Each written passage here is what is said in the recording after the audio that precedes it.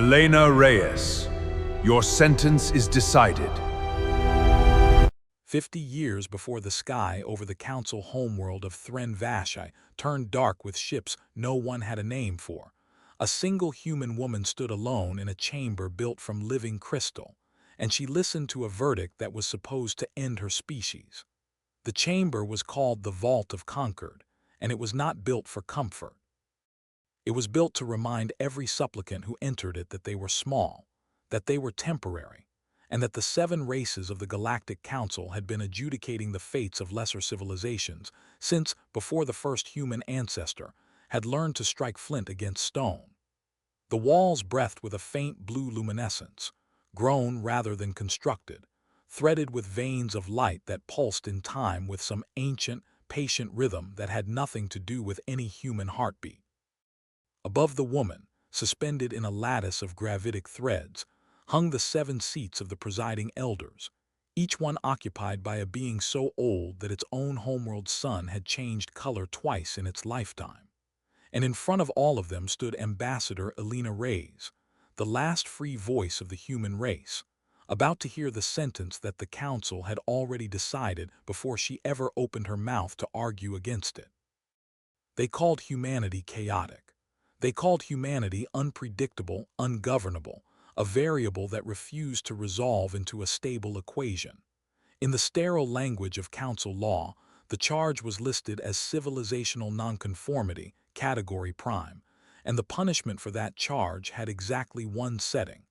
not death. The council did not soil its hands with something so crude as extermination. Death would have been almost merciful, because death ends suffering instead of stretching it across decades. What the council chose instead was erasure by attrition.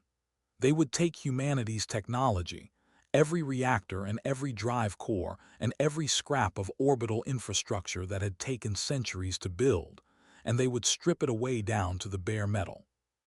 Then they would take the 12 million humans who had ventured beyond their solar system in the great optimistic wave of the early spacefaring age, along with every human vessel and installation that had touched council-regulated space,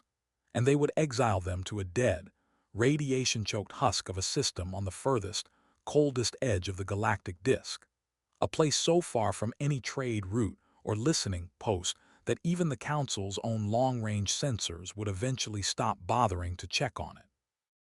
They called this system, with the particular cruelty of bureaucrats who have convinced themselves they are being merciful, the Devlin Reach.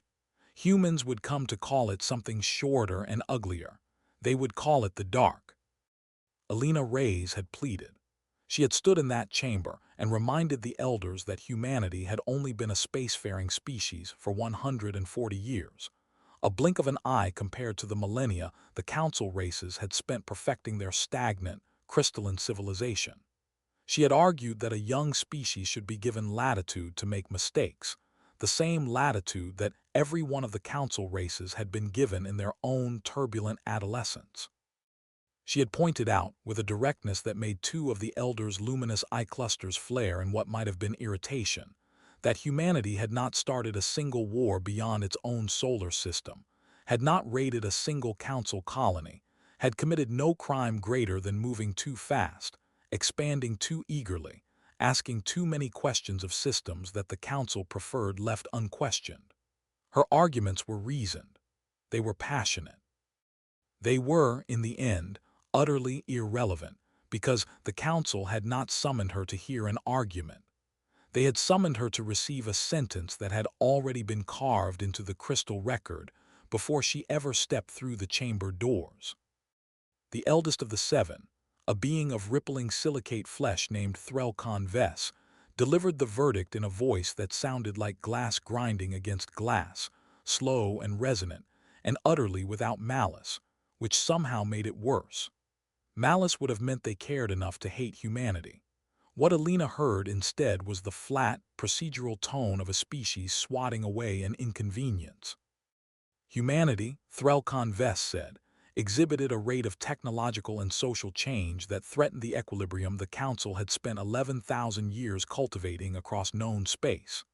Equilibrium, stability, The slow and eternal sameness that the Council prized above all things, humanity, was an infection against that stillness, and infections were removed. The sentence was exile, total technological interdiction, no appeal. The elder did not even wait for Elena's response before the gravitic threads began lowering the 7 seats back into the ceiling. The audience already concluded in the Council's mind, the verdict already a high historical footnote before the woman it had been read to had even finished processing the words. Elena Reyes did not cry in that chamber. She would tell her daughter, decades later, sitting beside a fire built from scavenged alloy scraps under a sky that held no stars a human eye could name, that she had wanted to. She had wanted to scream at the crystal walls until her voice broke. But she had looked up at the retreating seats of the elders, and she had understood something in that moment that the Council, in all its ancient wisdom, had failed to understand about the species it was casting into the dark. The Council believed it was ending something. Elena understood, with a clarity that felt almost like peace, that it was only beginning something, and that whatever grew out of the dark on the other side of this exile would not resemble anything the Council had ever measured, because the Council had never once, in 11,000 years of watching over its slow and stable garden, actually tried to understand what happened to a species when you told it there was no way out. The transports came within the month. Council enforcement vessels, vast crystalline hulls that looked like cathedrals grown out of quartz and moonlight, descended on every human settlement beyond Earth's solar system and began the work of dismantling a civilization with the calm efficiency of gardeners pruning a hedge. They did not raise the settlements. They simply removed anything that hummed with a reactor core, anything that could generate a warp field, anything that could carry a signal further than the edge of a single star system. Orbital shipyards that had taken 40 years to build were stripped down to their skeletal frames and left to drift as memorials to ambition. Colony ships that had once carried the hopeful and the restless out into the black were emptied of their drive cores and towed to a holding pattern, waiting for the day the Council's Devlin Reach convoy would arrive to escort them into permanent quarantine. 12 million humans, engineers, scientists, farmers, soldiers, children who had been born under alien starlight and had never once seen the blue skies of Earth, were rounded up over the course of 6 brutal, chaotic weeks and loaded onto transports that offered no comfort and precious little explanation, and carried across the width of the galaxy to a system that the Council's own charts marked, in the flat clinical language of a species that had stopped feeling wonder millennia ago. As Devlin Reach, non-viable do not resettle. The Devlin Reach was not merely remote. It was hostile in a way that felt almost personal, though of course the universe does not hold grudges. It simply is what it is and lets the consequences fall where they may. The system's lone star was a bloated red dwarf, dim and unstable, prone to flares that could strip an unshielded hull in hours. 3 of its 5 planets were airless rock, scoured by radiation. The 4th was a gas giant wreathed in storms that never ended. And the 5th, the one the Council, in a final act of contemptuous mercy, designated as the resettlement zone, was a tidally locked world of jagged black basalt mountains and perpetual twilight along its habitable terminator line, a narrow ring of livable ground squeezed between a sun-blasted dayside that could cook flesh in minutes and a nightside so cold that atmosphere itself would eventually begin to snow out of the sky. The Council stripped every ship of its drive core before it entered the system, so that the exiled humans arrived not as a fleet but as a scattered graveyard of dead hulls, tumbling on unpowered trajectories toward a world that did not want them, carrying with them nothing but what they had managed to hide, smuggle, or scavenge in the chaos of the roundup. What they had in the end was almost nothing.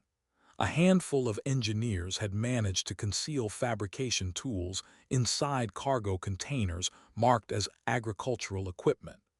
A physicist named Deho Kim had smuggled out a partial dataset on exotic matter research, hidden inside the housing of what looked like a broken water reclamation unit. A retired naval officer named Marcus Aldridge had, in a fit of stubborn defiance that would later be remembered as one of the great quiet acts of the exile,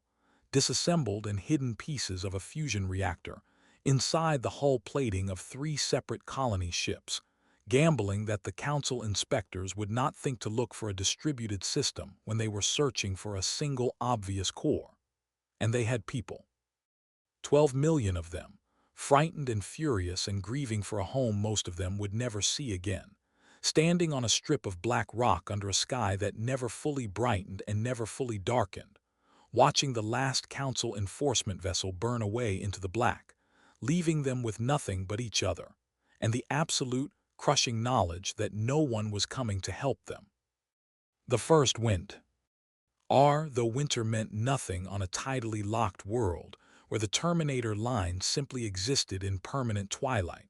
killed almost 200,000 people. Elena Reyes, no longer an ambassador because there was no one left to be an ambassador to, buried her husband in the black basalt soil during that first terrible season, alongside engineers and farmers and children who had succumbed to cold, to radiation sickness from a poorly shielded shelter, to the simple crushing despair of watching a species that had once dreamed of the stars reduced to huddling in the dark for warmth. There were nights, she would later tell her daughter, when she genuinely believed the Council had been right, that humanity's story was ending here on this ugly black world at the ass end of the galaxy, that 11,000 years of ancient alien wisdom had correctly identified a species too fragile to survive on its own. She believed this on the worst nights. But she never once said it out loud, because she had learned, standing in the Vault of Concord, that the moment you say a thing out loud you start giving it power. And Elena Reyes had decided somewhere in the wreckage of that first winter that she would rather die than give the Council's verdict any more power than it had already taken. The years between that first winter and the hardening that followed were not a single smooth arc of recovery, and it would do a disservice to everyone who lived and died on that black rock to pretend otherwise. There were seasons, though season, again, meant nothing on a world locked forever between fire and ice, so the settlers measured time instead in cycles of the reactor's output, in harvests of the stunted Terminator lichen, in the slow crawl of the settlement's population records, when it seemed entirely possible that humanity would simply fade out on Meridian the way a fire fades when no one remembers to feed it. The second cycle brought a solar flare from the bloated red dwarf that stripped the thin, improvised shielding from an entire agricultural dome, and the settlers watched 3 years of careful cultivation die in the space of a single night, the crops blackening under radiation they had no way to stop. And there were people in the Settlement Council who argued, in the raw and desperate meetings that followed, that the only rational choice left was to consolidate the population into a smaller, more defensible core, and simply accept that most of what remained of humanity would not live to see whatever came after. Elena Reyes was not the only voice that argued against that consolidation, but she was the loudest, and she was, by then, the one people had quietly begun to trust in a way that had nothing to do with her old title of ambassador, and everything to do with the fact that she had buried her own husband in that soil, and had not once, in front of the settlement, allowed herself the luxury of giving up. They rebuilt the dome. They rebuilt it smaller and uglier and far more heavily shielded than the first one had been, using scavenged plating stripped from a transport hull that would never fly again, and it held. The lichen strains the agricultural teams eventually cultivated were not the crops any of them had known on Earth. Bitter, tough, engineered over years of brutal trial and error to survive radiation levels that would have been lethal to anything grown under a natural sun. But they grew, and they fed people, and that was enough. Children were born in those years who would never taste an apple, never see rain fall from an open sky, never know anything but the perpetual gray twilight of the Terminator line and the dim red smear of a dying star on the horizon. And yet those children grew up singing songs their grandparents had carried out of the old world, learning mathematics and engineering in shelters lit by scavenged lamps, absorbing without ever being told outright a simple, unspoken lesson that would come to define everything humanity built afterward. That survival was not something granted to you by a kinder universe. It was something you built yourself, one stubborn decision at a time, out of whatever scraps you had left. There was sickness, too, in those years, the slow accumulating cost of radiation exposure that no amount of improvised shielding could fully prevent. And there was grief that never quite finished being grief, because there was rarely time to properly mourn one loss before the settlement was confronted with another. Marcus Aldridge, whose smuggled reactor components had given Meridian its first true power source, would not live to see the Forge years begin in earnest. A cancer, slow and radiation-borne, took him in the settlement's 9th cycle, and he spent his final months not resting but teaching, dragging himself into the reactor bay on legs that could barely carry him to make sure the younger engineers he had trained understood every failure mode of the system he had built from stole.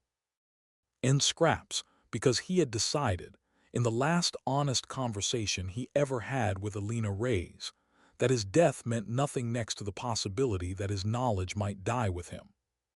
It was this quality, more than any single invention or breakthrough, that historians would later point to as the true engine of Meridian's survival.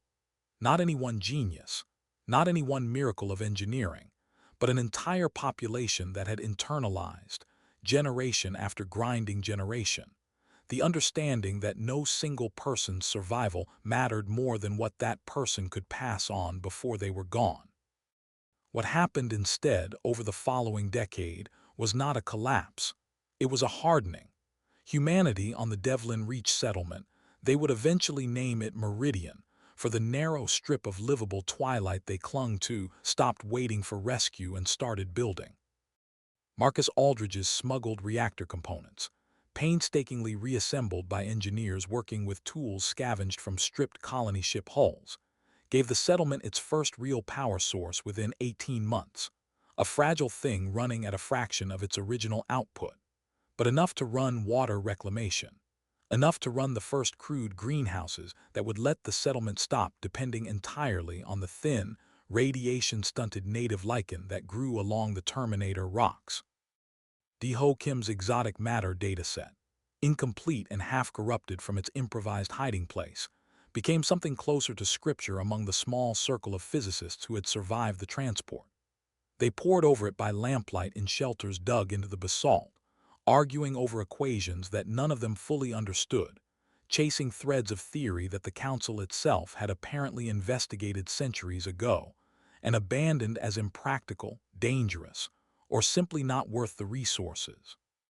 That word, abandoned, would turn out to matter more than anyone on Meridian understood in those first hard years. The Council was not merely stagnant by accident. It was stagnant by design, an 11,000-year-old civilization that had, at some point in its deep history, decided that stability was worth more than progress, that the slow, eternal sameness of a garden tended by ancient and unhurried hands was preferable to the risk and chaos of true innovation. They had cataloged technologies they considered too volatile, too unpredictable, too destabilizing to the equilibrium they prized, and they had simply set those technologies aside, unfinished, theoretical, filed away in archives that even Council citizens rarely bothered to consult anymore. Exotic matter manipulation, and the strange, half-explored physics of quantum tunneling at macro scale had been one of those abandoned threads. The Council had looked at the early mathematics, seen a technology that could theoretically allow a vessel to bypass the entire concept of continuous travel through space and simply exist in one location, and then another without ever crossing the distance between, and they had recoiled from it. It offended their sense of order. Travel was supposed to take time. Distance was supposed to mean something. A civilization built on 11,000 years of careful, incremental, unhurried change did not know what to do with a technology that made distance itself negotiable, So they buried it, and they moved on, and they forgot, in the particular way that very old and very comfortable civilizations forget things that frighten them. Humanity did not have the luxury of forgetting. Humanity, on a dying world with no council supply lines and no hope of rescue, had every incentive in the universe to chase a technology that promised to make distance negotiable, because distance was the only thing standing between them and every resource, every opportunity, every scrap of the wider galaxy the Council had cut them off from. Deho Kim spent the last 11 years of his life chasing that thread before a radiation-weakened heart finally gave out on him in his sleep, and he died without ever seeing his equations produce a single working prototype. But he trained a generation of students in the shelters and workshops of Meridian, and one of those students was a sharp, quiet, relentlessly stubborn young woman named Sofia Reyes, the daughter Elena had given birth to in a basalt shelter during that first brutal winter, born into the dark, and raised on stories of a blue sky she had never seen and a sentence she had never forgiven. Sofia Reyes would later say, in interviews and speeches given decades after that night in a galaxy far from Meridian, that she did not choose to study exotic matter physics because she loved the mathematics. She chose it because Deho Kim had told her, on one of the last nights before his heart gave out, that the equations felt like a door the Council had nailed shut out of fear, and Sofia Reyes had grown up on a world that existed entirely because of what fear and cowardice and comfortable, ancient cruelty could do to a people, and she wanted, more than anything else in the universe, to open that door and walk through it and show the Council exactly what they had been too frightened to become. The physics itself, before Sofia Reyes ever inherited it, had a strange and almost mythic quality within the small scientific community of Meridian, passed down through Deho Kim's increasingly worn and hand-annotated data slates like a kind of scripture. The core insight buried in his smuggled dataset was deceptively simple to state and monstrously difficult to prove. That a particle's position was never truly fixed in the way the Council's own conservative physics assumed, that the boundary between here and there was, at a fine enough resolution, more a matter of probability and resonance than of hard, immutable distance, and that a sufficiently precise manipulation of exotic matter could collapse that probability entirely toward a chosen destination, allowing a particle, and, if the mathematics could ever be scaled far enough, an object as large as a starship, to simply stop existing in one location and resume existing in another, with nothing in between except the mathematics that made it so. The Council's own ancient researchers, centuries before humanity had ever left its home system, had glimpsed this same insight and had backed away from it, not because the mathematics were wrong, but because the implications terrified them. A technology that made distance negotiable also made every one of the Council's careful territorial boundaries,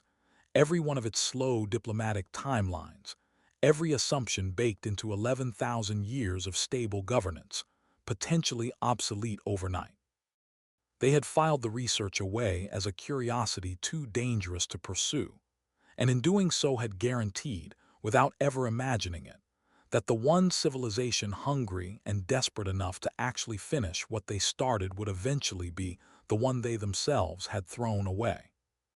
It took her 17 years. 17 years of failed experiments that consumed precious power and precious materials that the settlement could barely spare. 17 years of setbacks that killed two of her research partners when an early containment field for a stabilized exotic matter sample collapsed catastrophically. 17 years of Elena Reyes, no longer young herself, her hair gone gray in the perpetual twilight, but still sharp, still the closest thing Meridian had to a unifying leader. Quietly redirecting resources and shielding her daughter's team from the settlement council members who argued, not unreasonably, that a starving colony on a dying world could not afford to gamble its future on theoretical physics. Elena believed in her daughter's work with a conviction that went beyond maternal pride. She had stood in the vault of Concord and heard an ancient civilization dismiss her entire species as an infection to be removed. And she had promised herself, in the wreckage of that first winter, that she would live to see that civilization understand exactly how badly it had underestimated what it had cast away. She did not quite live to see it, not entirely.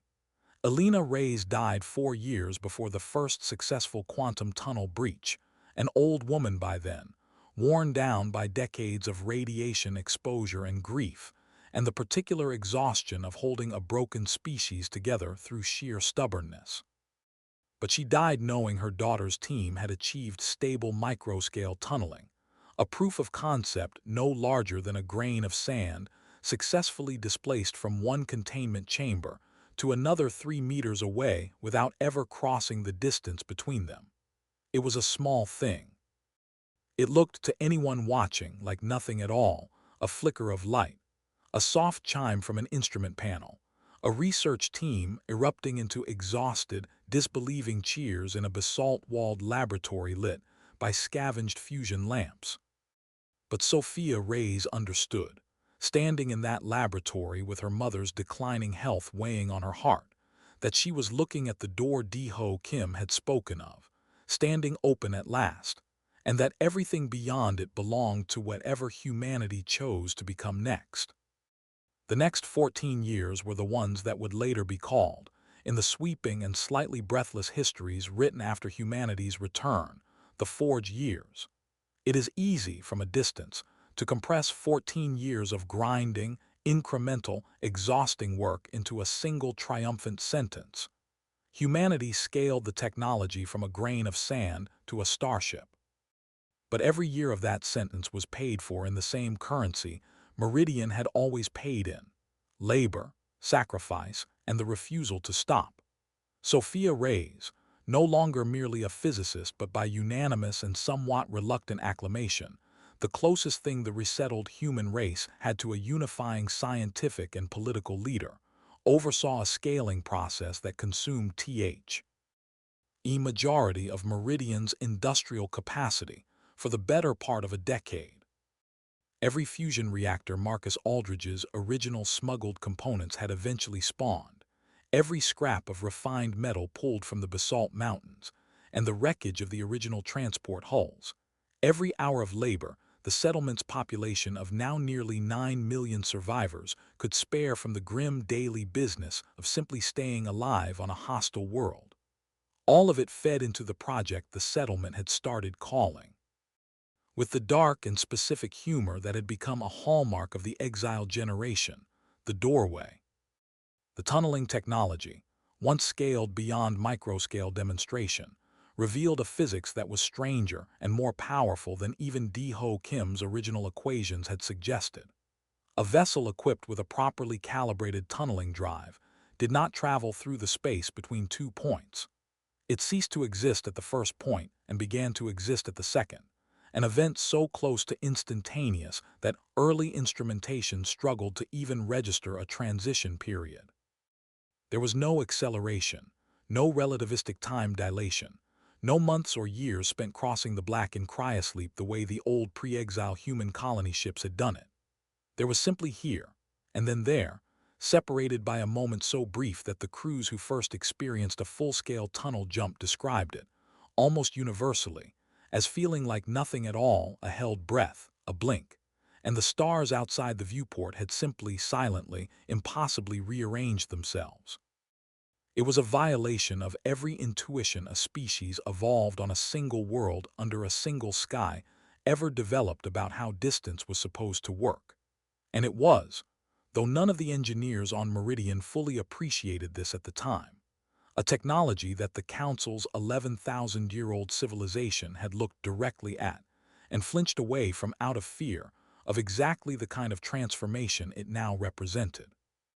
The ships humanity built to carry this technology bore almost no resemblance to the vessels the Council had stripped from them 50 years earlier. Pre-exile human ships had been built in the aesthetic of every young spacefaring civilization, bulky, functional, covered in the visible plumbing of conventional drive systems, designed by engineers who were still, in their bones, thinking about space travel the way sailors once thought about ocean travel, as a slow and difficult crossing of a hostile distance. The ships that came out of Meridian's shipyards in the final years of the Forge years were something else entirely. Necessity had forced human shipbuilding down a path no engineer would have chosen by preference, and the result was a fleet built almost entirely from what could be salvaged, refined, and endlessly recycled from a single small world's limited resources. Dark, dense alloys smelted and resmelted 100 times over from the bones of the original transport hulls. Hulls built low and angular and knife-edged, because every surface had to serve a purpose when materials were this precious. No wasted curves, no ornamental flourishes, nothing but function pared down to its sharpest possible expression. And because a tunneling drive did not require the long sweeping engine housings of conventional propulsion, because it needed instead a dense, carefully shielded core buried at the heart of the vessel, human ships developed a silhouette that was compact and predatory. Dark hulls interrupted only by thin seams of light along their structural spines, where the tunneling drive's containment field bled a faint, cold, blue-white glow into the vacuum, a glow that looked, to the first Council eyes that would eventually see it, disturbingly alive. The engineering of those hulls had its own hard-won philosophy behind it, one that the fleet's chief shipwright, a woman named Priya Ose, who had been born in the settlement's fourth cycle, and had never known anything but the twilight of Meridian, liked to describe to visiting delegations in later years as design forged by scarcity rather than design chosen by preference. Every human vessel in that armada was built around the principle that nothing could be wasted, that every gram of refined alloy represented months of grinding labor pulled from a world that gave up its resources reluctantly. And so, the ships that emerged from Meridian's shipyards carried none of the sweeping ornamental curves or redundant flourishes that wealthier, more comfortable civilizations indulged in. Their hulls were built low, wedge-shaped, and merciless, plated in a black composite alloy smelted and resmelted so many times over the decades that its molecular structure had become denser and stronger than anything in the original pre-exile human shipyards had ever produced, a material the engineers had taken to calling, with the same grim humor that infused so much of Meridian's culture, grave iron, because so much of it had been reclaimed from the bones of ships that had once carried humanity into exile. Along the spine of every vessel ran the narrow, glowing seam of the tunneling drive's containment field, a line of cold blue-white light that pulsed very faintly, almost like a heartbeat, visible even at a distance of many kilometers, so that the entire fleet, seen from Meridian's dim twilight surface, looked like nothing so much as a swarm of dark predatory creatures lit from within by veins of captured starlight. Sofia Reyes stood in the command bay of the lead vessel of that fleet on the day it was formally commissioned, a ship her people had named the Elena Reyes in memory of a woman who had not lived to see it, and she looked out at a formation of 140 warships arrayed in the black sky above Meridian, their dark hulls catching the dim red light of their dying sun and throwing it back in sharp, hard angles, their spine lights glowing that cold, impossible blue. And she understood that she was looking at something the galaxy had never seen before. Where the Council's crystalline vessels were grown over generations into shapes of flowing, organic beauty, vast and translucent and lit by the soft ambient glow of their own living architecture. The human fleet was the visual inverse of everything the Council valued: sharp where the Council was smooth, dark where the Council was luminous, hard-edged and unapologetically functional, where the Council's ships seemed to drift through space, as though space itself existed to frame their elegance. It was, Sophia thought, standing at the viewport with the weight of 50 years of exile settled somewhere behind her ribs, the perfect visual argument for everything her species had become. Not beautiful in the unhurried, patient way of a civilization that had never once been forced to fight for its next breath, but beautiful in the way a blade is beautiful, shaped entirely by the brutal necessity of the purpose it was built for. Not a fleet built to conquer. Not a fleet built even primarily for war, though every vessel in that formation could fight and fight well if it had to. She was looking at a fleet built by a species that had been told it was too chaotic, too unpredictable, too dangerous to be allowed to exist among the stable and ancient civilizations of the galaxy, and had spent 50 years in the dark proving, one grinding sacrifice at a time, that chaos and unpredictability were not weaknesses. They were the raw, ungovernable material out of which a species built the impossible. The decision to return was not made lightly, and it was not made quickly. For nearly 2 years after the fleet's commissioning, the reconstituted human government on Meridian, a body that had evolved, in the decades of exile, into something leaner and more consensus-driven than the old pre-exile institutions, forged by necessity into a system where every voice on a dying world had learned to matter, because every pair of hands had been needed to survive, debated exactly what humanity's return to council space should look like. There were voices, and not a small number of them, who argued for something closer to the reckoning the council might have expected, a demonstration of force calibrated to make the ancient civilization feel exactly the kind of fear and helplessness it had inflicted on a species it discarded as an infection. Those voices were not fringe or extreme. They came from people who had buried children in basalt soil during that first terrible winter, who had watched parents die of radiation sickness in shelters that should never have needed to exist, who had every right in the universe to want the council to suffer even a fraction of what it had casually condemned 12 million people to suffer.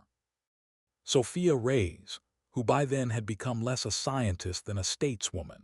though she never fully lost the physicist's habit of thinking in terms of systems and consequences rather than emotions, argued against that path, and she argued for it in terms that eventually carried the settlement's fractured and grieving population. Vengeance, she said, in the long-recorded address that would later be studied in every account of humanity's return, was a technology the Council already possessed in abundance. They had wielded it against an entire species with the same casual efficiency. The Vault of Concord's grinding voice had used to pronounce a 50-year-old sentence, and matching that cruelty with cruelty would only prove, in the Council's own stagnant and self-satisfied logic, that humanity had always deserved its exile. That the chaotic young species really had been too dangerous to let loose among the stars.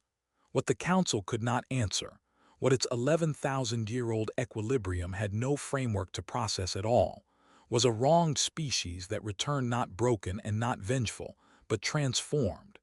A species that walked back through the door it had been thrown out of in Sim. Ply undeniably demonstrated that it had become something the Council's ancient wisdom had never imagined possible. Let them see what 50 years in the dark had built. Let them understand, in the marrow of their long and comfortable existence, that the thing they had tried to erase had not merely survived. It had outgrown them. That was the mission Sofia Reyes carried with her, 42 years old, silver already threading through hair that had never once known a sky without the Devlin Reach's dim and bloated red sun. When the human armada, 140 dark and angular warships, their tunneling drives humming with cold blue fire, escorting a flagship that bore her mother's name, prepared for the jump that would carry them, in a single held breath, from the twilight edge of a dead exile system, directly into the beating heart of Council space. The Council homeworld system had not changed in 50 years, because the Council homeworld system had not meaningfully changed in 11,000 years, and that unchanging stillness was, in a way neither side fully appreciated until the moment it was violated, the entire point of what happened next. Thren Vashai's system was patrolled and monitored with a density of sensor coverage and defensive infrastructure that reflected the confidence of a civilization that had not faced a genuine external threat in longer than human recorded history had existed. Crystalline watch stations, grown rather than built in the Council manner, drifted in slow, stately orbits at every gravitationally significant point in the system, their ancient sensor arrays tuned to detect the arrival of any vessel entering through the conventional warp lanes that every known spacefaring civilization used to cross the distances between stars. Those sensors were exquisite instruments, capable of tracking a warp signature from light years away, capable of identifying a vessel's origin and classification long before it ever entered weapons range. They had been calibrated, refined, and trusted for millennia, and they had absolutely no way of detecting a fleet that did not arrive through the warp lanes at all, because a fleet using quantum tunneling did not travel through the space the sensors were watching. It simply silently stopped being somewhere else and started being here. There was no alarm. There was no gradual buildup of warning signatures on a watch station's threat display. No slow crescendo of a fleet decelerating out of warp into detectable range. There was the eternal, patient stillness of a system that had not been meaningfully surprised in longer than most civilizations had existed. And then, in the space of a single instant that would be replayed and analyzed and argued over by council strategists for years afterward, there were 140 dark human warships, arrayed in a precise formation 11,000 kilometers above the crystalline curve of Thren Vashay itself. Their hulls catching the light of the system's calm golden star and throwing it back in sharp black angles laced with veins of cold blue-white fire, sitting exactly where no vessel should have been able to sit without ever having been detected crossing the distance to get there. The panic that followed inside the Council's orbital command infrastructure was, by the standards of a civilization that prized equilibrium above almost everything else, something close to existential. Watch station operators who had spent their entire careers that, for some of the Council's longer-lived species, spanned centuries, without ever once needing to declare a genuine system-level alert, found themselves scrambling through protocols that had not been meaningfully exercised in living memory. Crystalline defense cruisers, elegant and ancient vessels grown over generations rather than manufactured, vessels whose weapons had not been used in true anger in longer than the entirety of humanity's post-exile history, began surging out of their orbital berths in a response that looked, to the calm and watching human crews aboard the Elena Reyes, less like a disciplined military mobilization, and more like a startled hive disturbed from a very long, very comfortable sleep. Sofia Reyes stood on the command deck of her flagship and watched the Council's defense fleet assemble itself into a formation between the human armada and the crystalline spires of Thren Vashay's capital, a formation of some 400 vessels, more than triple the human fleet's numbers, ships that individually dwarfed anything in the human formation,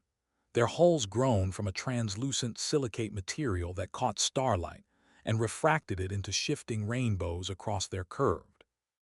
organic surfaces, beautiful in a way that human engineering, built under 50 years of grinding necessity, had never had the luxury of being. Some of those vessels, the archived data her intelligence officers had painstakingly assembled from decades-old trade records suggested, were older than the entire span of recorded human civilization, grown drop by careful drop over centuries in orbital nurseries that no longer even remembered the names of the artisans who had first seeded them. And there was a part of Sofia, the part of her that had grown up dreaming of stars she could not see, that ached, even in that tense and dangerous moment, at the sheer improbable magnificence of what the Council had built. It was easy, she thought, to hate a thing for its cruelty and still recognize, without contradiction, that it had also made something extraordinary. That recognition did not soften what was coming. It sharpened it because she understood, watching that shimmering wall of ancient ships arrange itself with the ponderous, unhurried confidence of a civilization that had never truly been tested, that beauty and power were not the same thing, and that the Council was about to learn the difference in the most public and undeniable way possible. On the tactical display before her, the 400 Council vessels resolved into a formation that human military analysts, watching from their stations throughout the fleet, recognized immediately as a containment pattern, wide at the flanks, converging toward the center, designed not for an aggressive strike but for the patient, inexorable work of surrounding and immobilizing a smaller force until it had no choice but to submit. It was, by every metric of conventional space warfare that any spacefaring civilization in the galaxy would have recognized, a sound and overwhelming tactical response. 400 ships against 140. A defense fleet drawing on 11,000 years of accumulated doctrine against a scattered handful of decades of desperate improvisation. Any analyst from any of the 7 council species, looking at that tactical display without knowing what the human ships carried at their core, would have predicted a swift and total human capitulation within minutes. Sofia Reyes let the silence stretch. She had planned, in the long nights of preparation on Meridian, for exactly this moment, not because she could know precisely how the Council would deploy its fleet, but because she understood, with the clarity of someone who had spent her entire life studying a civilization's fear of change, that whatever the Council did would be an expression of the same conservative, encircling instinct that had produced the Vault of Concord's verdict 50 years earlier. Surround it. Contain it. Force it back into a shape the equilibrium could accept. She watched the crystalline formation tighten by another careful increment, watched the range indicators on her tactical display shrink toward the threshold her engineers had calculated as the point of maximum visual and strategic impact, and only then, with a calm that her bridge crew would later say was the most unsettling thing about the entire encounter, did she give the order.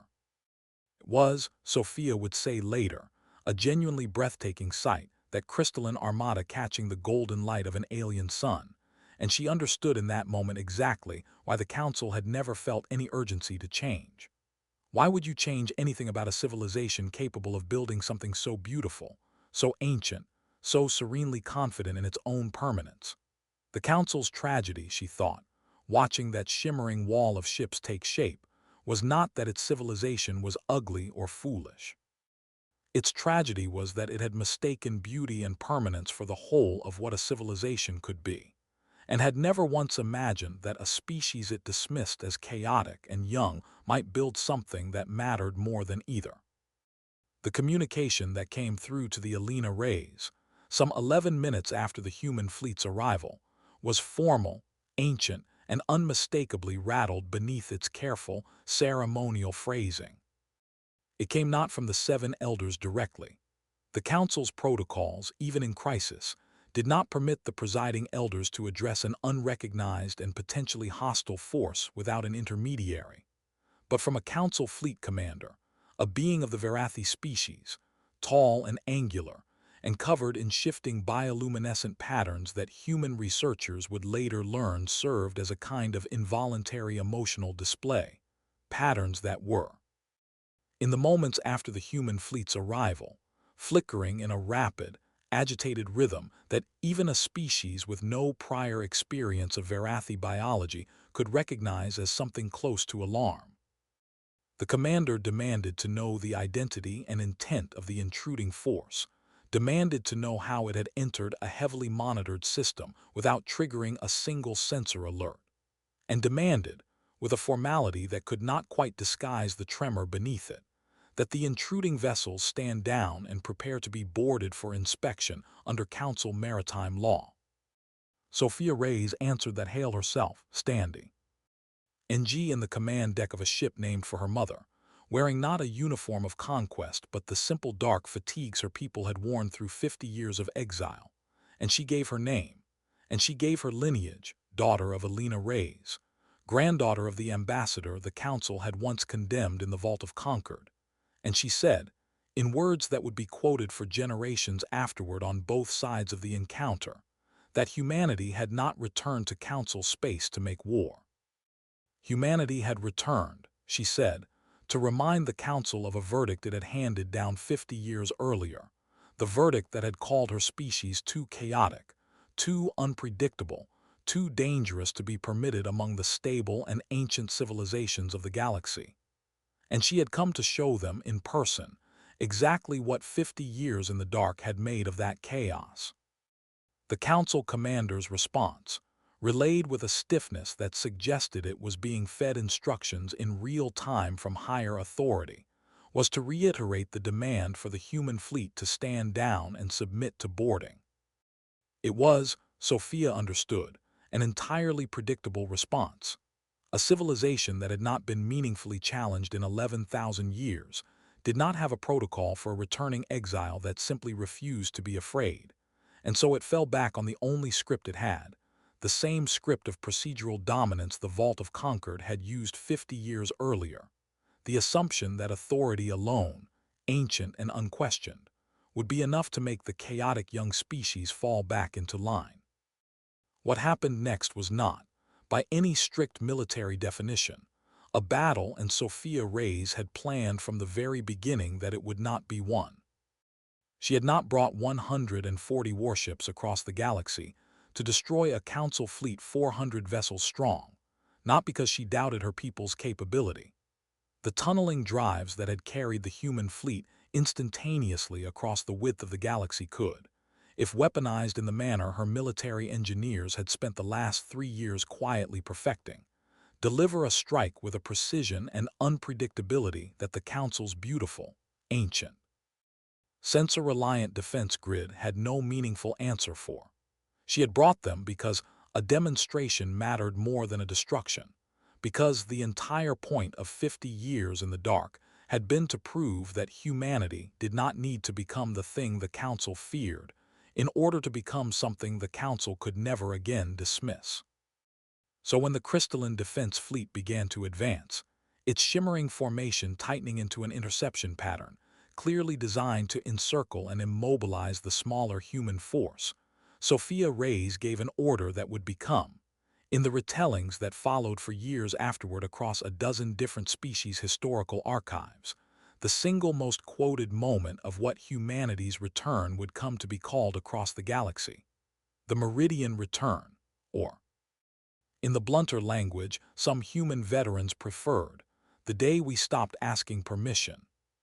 She ordered her fleet not to fire a single weapon. She ordered them instead to jump.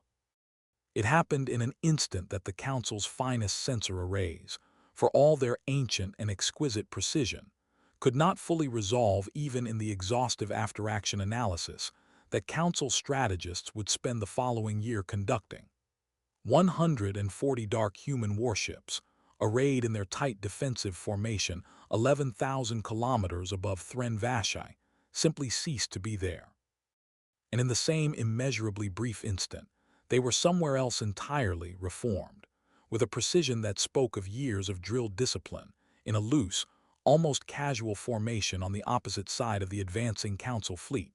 their dark hulls and cold blue spine lights now positioned exactly where the crystalline armada's rear flank had been left completely, catastrophically undefended. It was not an attack, not a single weapon discharged, not a single Council vessel took so much as a scratch. It was, in the truest and most devastating sense, a demonstration, 140 ships proving, in the space of a single held breath, that they could have been anywhere in that formation's blind spots at any moment they chose, that the entire elegant, ancient, overwhelming structure of the Council's defense fleet was, against this particular capability, functionally as immobile and predictable as the crystal walls of the Vault of Concord itself. Aboard the crystalline vessels of that containment formation, the following moments would later be described, in the halting testimony of Council officers who agreed to be interviewed for the historical record, as something close to a religious experience, though not a comforting one. Sensor operators who had spent their careers watching displays that changed with the slow, dignified pace their entire civilization was built around found themselves staring at a tactical picture that had simply rewritten itself between one heartbeat and the next, with no warning, no transition, no violation of any protocol they could point to because there had been no protocol capable of anticipating a violation of this particular kind.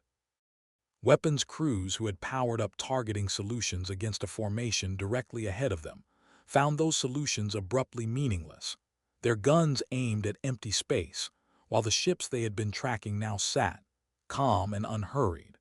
along a flank that had been left completely open in the confident assumption that nothing in the galaxy could reach it without first crossing the very space the Council fleet had been built to control. There is a particular kind of fear human veterans of the encounter would later try to explain to interested historians from a dozen different species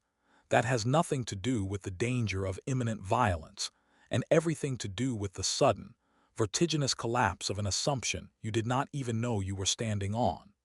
The fear of discovering that the rules you have organized your entire existence around were never as solid as you believed. That was the fear the Verathi fleet commander's flickering bioluminescent patterns had been broadcasting across an entire command deck full of officers who had never, in their long and comfortable careers, needed a word for it. The stillness that followed the jump was, in its own way, louder than any weapon discharge could have been. 400 Council vessels hung motionless in their now meaningless containment formation, their crews staring at sensor readouts that insisted, against every instinct their species had ever developed, that the enemy had simply rewritten its own coordinates without ever occupying the space between them, and 140 dark human ships sat calmly at their rear, weapons cold, engines silent, offering nothing but the unmistakable, wordless proof of exactly how thoroughly the balance of power in that system had shifted in the time it took to draw a single breath.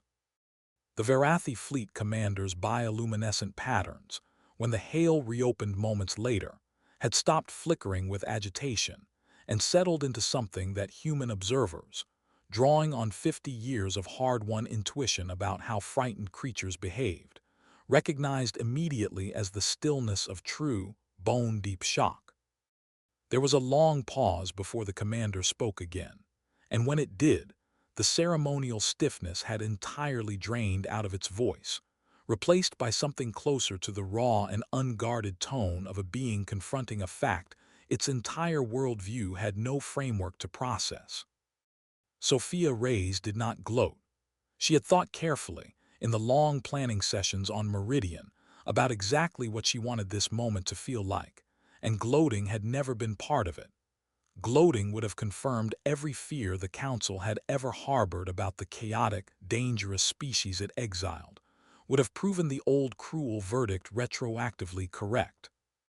Instead, she simply repeated, with the same calm and unhurried clarity she had used the first time, that humanity had not come for war. She requested, formally and through proper council channels, an audience with the 7 elders of the presiding council, the same body that had pronounced her grandmother's sentence in the Vault of Concord 50 years earlier. And she waited, her fleet holding its position in easy, undramatic silence, while the request worked its way up through a command structure that had spent 11,000 years assuming it would never again need to answer to anyone. The audience, when it finally came, took place not in the Vault of Concord. The elders, in what Sofia would later understand as a small but telling concession, chose a more modern chamber, still built from the Council's characteristic grown crystal architecture, but without the deliberately intimidating scale of the original Judgment Hall. And it took place with a formality that could not quite disguise how thoroughly the balance of the encounter had shifted.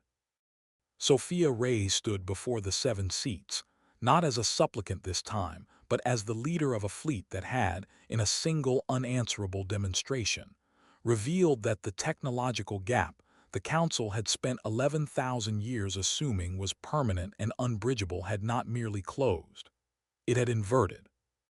And she looked up at the same ancient, unhurried faces that had once dismissed her grandmother's species as an infection to be removed from a stable and eternal garden,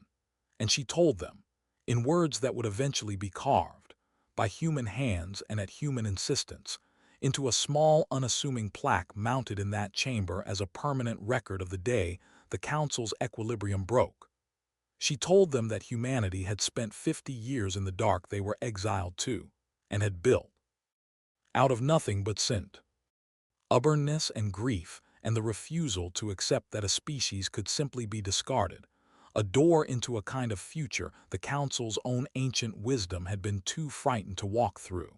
She had not come back to punish them for their fear. She had come back to show them that the thing they were afraid of had not been chaos at all. It had been growth, the kind of growth that only happens to a species that has nothing left to lose and everything left to prove. And the Council, in its 11,000 years of careful, comfortable stillness, had simply forgotten what that kind of growth looked like, because it had spent so long ensuring it would never have to feel it again. The 7 elders did not apologize, not in any formal sense that would satisfy the deepest grief of the 12 million people who had once been thrown onto a dying world, not in any way that could undo the 200,000 dead of that first brutal winter or the decades of hardship that had followed. Some wounds, Sofia Reyes understood standing in that chamber, were simply too old and too deep for any words from an alien throat to close, and she had never expected otherwise. But something in the ancient stillness of Threlkon Vess's silicate face shifted, in a way that the assembled human observers who had studied council behavioral patterns for exactly this occasion recognized as something close to the beginning of genuine reassessment. And the elder spoke words that acknowledged, for the first time in the recorded history of the Galactic Council, that a verdict handed down by the 7 seats had been wrong, not merely regrettable. Not merely unfortunate in its consequences, but wrong in its fundamental understanding of what it was condemning. What followed in the years after that audience was not a triumphant conquest and not a simple return to the way things had been before the exile, because there was no way to return to a world that no longer existed in the shape it once had. Humanity did not resettle its old colonies and quietly rejoin the Council's slow, eternal garden as a chastened and grateful member. Instead, something stranger and more interesting happened, something that the histories written on both sides would spend decades trying to properly characterize. Humanity became, almost against the intentions of anyone involved, the disruption the Council had always feared and had never actually needed to fear, not a threat to the ancient civilization's existence, but a catalyst for a change they had spent 11,000 years too frightened to attempt on their own. Other young species across Council space, species who had watched with quiet and long-suppressed resentment as their own ambitions were gently but firmly curtailed by an ancient civilization that prized stability above growth, looked at what a 50-year exile had made of humanity, and began, tentatively at first and then with growing confidence, to ask the Council some very pointed questions about exactly how many other doors had been quietly nailed, shut out of fear over the preceding 11,000 years. Sofia Reyes would spend the remaining decades of her long life navigating the complicated, unglamorous work of what came after: trade negotiations, technology-sharing agreements offered and carefully, deliberately withheld, the slow and difficult business of building something resembling trust between a species that had been discarded and a civilization that had discarded it. She never fully forgave the Council, and she made no secret of that fact in the memoirs she wrote in her final years, sitting in a home built not on the black basalt of Meridian, but on a green and living world humanity had, with Council cooperation this time rather than Council interdiction, begun to settle in earnest. She did not believe forgiveness was owed, or even particularly relevant, to the harder and more important work of ensuring that no ancient civilization would ever again feel entitled to look at a young and struggling species and decide, with the flat procedural cruelty of the Vault of Concord, that its chaos made it disposable. That was the legacy she cared about, more than any apology, more than any formal acknowledgement carved into crystal walls. The simple, unglamorous, permanent fact that, when the next young species stood accused of being too unpredictable for the Council's ancient comfort, there would be a human fleet, dark-hulled and glowing with cold blue fire, willing to stand beside them and remind the galaxy's oldest civilization exactly how badly it had once underestimated what a discarded people could build in the dark. And on quiet nights, in the years after the return, when the work of diplomacy and rebuilding grew heavy, and the weight of everything her people had survived pressed close, Sofia Reyes would sometimes stand alone on the observation deck of the ship that still bore her mother's name, and look out at a sky full of stars she had once been old humanity had no right to reach. And she would think of a woman who had stood in the vault of Concord 50 years earlier and refused, in the wreckage of an unjust verdict, to let despair have the final word. She would think of the 200,000 who did not survive that first winter, and the millions who had spent decades of their one precious life clinging to a strip of black rock at the edge of nothing, refusing to let an ancient civilization's fear of change be the last chapter of the human story.